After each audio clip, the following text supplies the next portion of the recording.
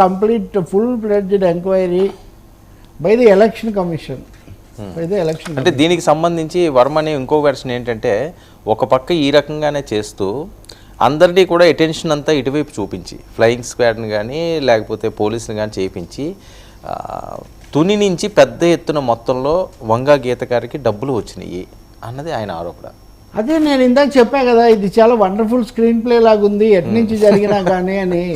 ఇప్పుడు అలా దానికి ఎక్కువ ప్రాధాన్యత ఇచ్చేటైతే దీన్ని తగ్గించినట్టు అవుతుంది. ఈ రెండు ఒకరి నుంచే వస్తున్నాయి, ఈ రెండు ఫిర్యాదులు కూడా. మరి అటువంటిప్పుడు అంటే ఇవి నిజం కాదు, ఇవి కేవలం దృష్టి మళ్లించడానికి వచ్చాయని చెప్పడం ద్వారా వీటి తీవ్రతను మనమే తగ్గిస్తున్నామా? అంటే వాళ్ళ మెయిన్ టార్గెట్ అది. అంటే ఇదేం సీరియస్ కాదు, ఇవి నిజమైనవి కాదు, ఇవన్నీ ఫేక్, ఈ మెటీరియల్ అంతా ఫేకు, ఇదంతా ఊరికే దృష్టి మళ్లించడానికే తెచ్చారనేటైతే మరి దృష్టి మళ్లించకుండా దాని మీద దృష్టి పెట్టుంటే చాలా బాగుండేది. నిజానికి అదేదో దాని మీద ఎక్కువగా కేంద్రీకరించి ఆ వివరాలు ఆయన షేర్ చేస్తే మరింత ఉపయోగంగా ఉంటుంది. ఒకటైతే నిజమండి, కోట్లు చేతులు మాట్లాడడంలో ఎలాంటి సందేహం ఏం లేదు. అది ఎలా వస్తుంది ఏంటి? ఇప్పుడు ఈరోజు మీరు వైసీపీ వాళ్ళ పత్రిక చూస్తే 56 లక్షలు మార్గదర్శి తాలూకు డబ్బు ఎక్కడో పట్టుబడింది, ఆ వివరాలు అవన్నీ వాళ్ళు ఇస్తున్నారు. దాన్ని మార్గదర్శి అని దొరికిన వాడు కూడా అందులో క్లర్క్ అని వాళ్ళ బొమ్మేసి అవన్నీ కూడా వాళ్ళు ఇస్తున్నారు. అక్కడ క్యాష్ మామూలు మాట కూడా కాదు, దొరికింది అని చెప్పి వాళ్ళు చెప్తున్నారు. కాబట్టి మల్టిపుల్ కంప్లైంట్స్ కౌంటర్ కంప్లైంట్స్ వస్తున్న పరిస్థితుల్లో ఎన్నికల సంఘము ప్రత్యేకించి అబ్జర్వర్లను కూడా పంపుతుంది ఆంధ్రప్రదేశ్కు. మరి వాళ్ళు ఇలాంటివన్నీ అబ్జర్వ్ చేస్తున్నారో లేదో ఒక పూర్తి స్థాయి విచారణ ఈరోజు సాయంత్రానికైనా వాళ్ళు, పైగా బ్లేడ్ల కంప్లైంట్ కూడా ఉంటుంది. సో ఇవన్నీ దృష్టిలో పెట్టుకొని పిఠాపురానికి ఒక స్పెషల్ స్క్వాడ్ వేసినా ఏం అభ్యంతరం లేదు. పవర్ స్టార్ ఉన్నప్పుడు ఆ మాత్రం ఒక స్క్వాడ్ వేయచ్చు కదా పవర్ఫుల్గా.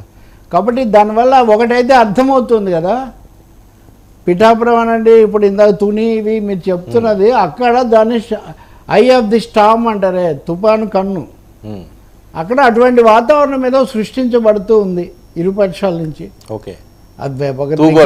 తూగోలో. కాబట్టి అక్కడ ఒక ప్రత్యేకమైన స్పెషల్ స్క్వాడ్స్, స్పెషల్ అటెన్షన్ దాని మీద పెట్టడం తప్పదు కదా. డేగ కన్నా లేకపోతే మళ్ళీ అది ఎవరినో వచ్చి పొడిచే బదులు ముందే అక్కడ జాగ్రత్తగా ఉంటే అప్పుడు వెంటనే చెప్పే అవకాశం ఉంటుంది.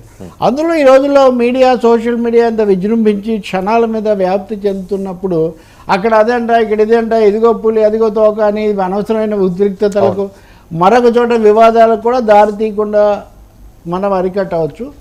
ఎన్నికలు సక్రమంగా కూడా జరగవచ్చు. ఈ ఈవీఎంల మీద మటుకు ఎన్నికల సంఘం ఏం చెప్తుందో మనం చూడాలి. రెండవది, ఇక్కడిది నిజమా అక్కడిది నిజమా అన్నది కంప్లైంట్ చేస్తున్న వర్మ కానీ లేకపోతే అక్కడ ఉన్న టీడీపీ జనసేన వాళ్ళు కానీ వాళ్ళు కూడా ఒక అభిప్రాయానికి రావాల్సి ఉంటుంది. Which is main complaint or which is more dangerous?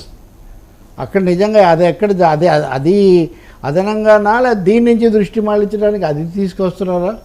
ఇప్పుడు దాని నుంచి దృష్టి మళ్లించడానికి ఇది అంటున్నారు, దీన్ని కాస్త పలచం చేయడానికి దాన్ని ఏమైనా తీసుకొస్తున్నారా? ఇటువంటివి చాలా సమస్యలు ఉత్పన్నమవుతాయి.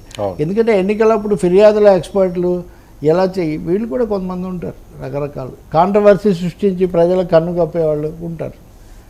డెఫినెట్గా అధికారులను బదిలీ చేయడం అనేది అది పెద్ద సాహసమైందే.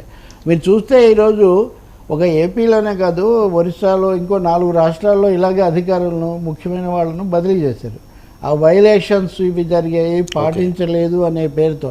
మరి ఆ జాబితాలో ఏపీ కూడా ఉంది. మనం ఇక్కడంటే ఏపీ గురించి చర్చిస్తున్నాం, కానీ ఇది ఒక నేషనల్ ఫినామినాగా 5 రాష్ట్రాల్లో బదిలీ చేశారు. మరి అంతే జాగ్రత్త, అంతకంటే తీవ్రంగా ఈ ఈవీఎంల సంగతి.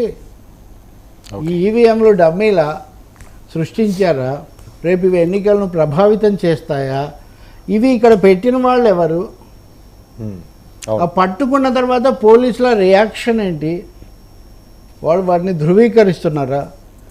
సో మరి అవన్నీ మనం తెలుసుకోవాలి సార్. మరొక వైపు ప్రచార సామాగ్రి కూడా, ఎందుకంటే ఖర్చు ఇంత ఉండాలంటే ఇంత ప్రచార సామాగ్రికి ఇంత ఖర్చు అవుతుందని కొన్ని లెక్కలు ఉంటాయి.